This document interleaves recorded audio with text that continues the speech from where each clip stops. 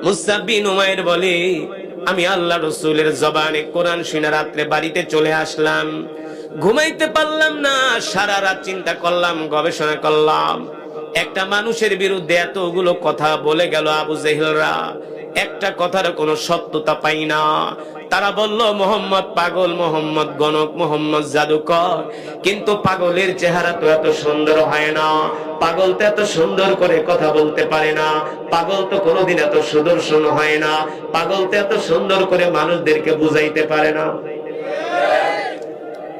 মুসআব বিন উমাইর বলে, আমার রাতের ঘুম শেষ, আমি আবার পরের দিন আল্লাহ রাসূলের জবানে কোরআন শুনতে চলে গেলাম।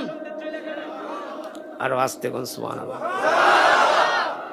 মুসআব বিন উমাইর বলে, আমি দ্বিতীয় দিনও আল্লাহ রাসূলের জবানে কোরআন শুনলাম।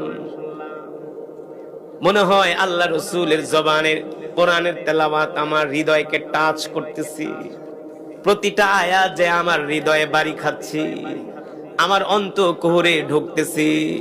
আমি যতই শুনি ততই আমার কাছে ভালো লাগতেছি। মুসআব বিন উমাইর বলে, আমি তৃতীয় দিন শপথ নিয়ে গেলাম, আজকে আমি আল্লাহ রাসূল মুহাম্মদ সাল্লাল্লাহু আলাইহি সাল্লামের সাথে নিজে কথা বলবো। নিজে 2 দিন তো আমি তাকে দূর থেকে দেখলাম, আজকে তৃতীয় দিন আমি নিজে যে তার সাথে কথা বলবো, আমি ডিসকাস করব। আবু জেহেলরা তাকে বলে পাগল, গণক, জাদুকর, কিন্তু আমার কথা হলো একটা দোষও তো আমি মুহাম্মদের মধ্যে পাই। তার মানে মক্কার নেতারা মিথ্যা বলছি। ঠিক মুসআব বিন উমাইর রাদিয়াল্লাহু তাআলা আনহু আল্লাহ রাসূলের কোরআনের মজমার পাশে যায় দাঁড়ায় আছে। হঠাৎ করে আল্লাহ রাসূলের নজর পড়ে গেছে মুসআব বিন উমাইরের দিকে। আল্লাহ রাসূলও খেয়াল করছেন, একটা যুবক প্রতিদিন আসে, দূর থেকে দাঁড়ায় দাঁড়ায় শোনে, ভিতরে আসে না।